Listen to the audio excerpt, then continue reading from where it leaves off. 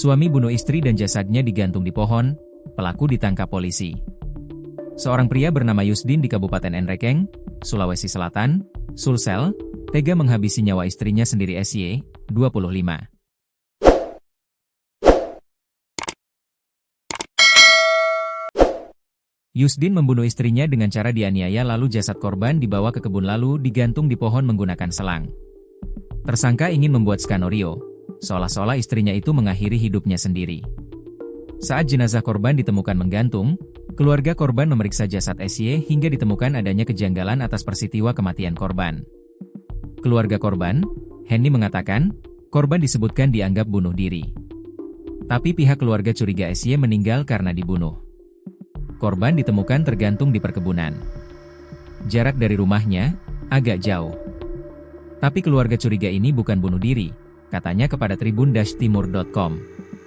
Henny mengungkapkan, sebelum korban dinyatakan tewas, korban selalu menerima kekerasan dari suaminya. Pihak keluarga mengaku sudah melaporkan suami korban ke polisi atas kasus KDRT. Korban sering mendapat kekerasan dari suaminya, bahkan baru saja melahirkan anak ketiganya pada 2 bulan lalu. Jadi keluarga lapor ke polisi suaminya, ungkapnya.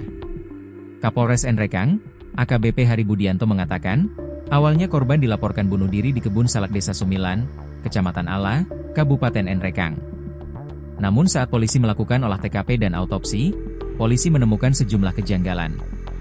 Saat awal informasinya korban gantung diri, kami langsung melakukan pendalaman, olah TKP dan autopsi hingga pemeriksaan beberapa saksi.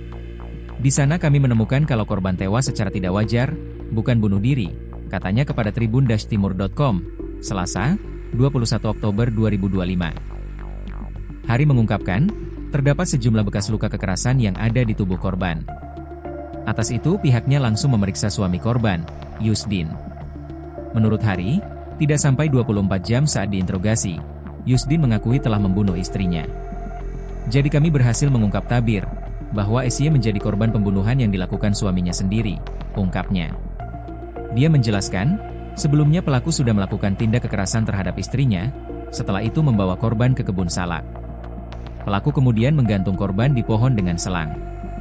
Korban dibawa ke kebun salak kemudian menggantung istrinya menggunakan selang di pohon. Awalnya dia melihat istrinya masih hidup, kemudian dia tarik lagi hingga membuat istrinya meninggal, jelasnya. Pelaku mengaku melakukan tindakan pembunuhan itu secara sadar, ucapnya. Atas perilakunya itu, Yusdin dikenakan pasal berlapis yakni pasal 44 ayat 3 UU PKDRT dan pasal 340 KUHP tentang pembunuhan berencana. Setelah kita lakukan gelar perkara, kami kenakan pasal berlapis, pertama spesialis tentang KDRT yang menyebabkan meninggal dunia, kemudian pembunuhan berencana. Hukumannya 20 tahun penjara atau hukuman mati, ujarnya.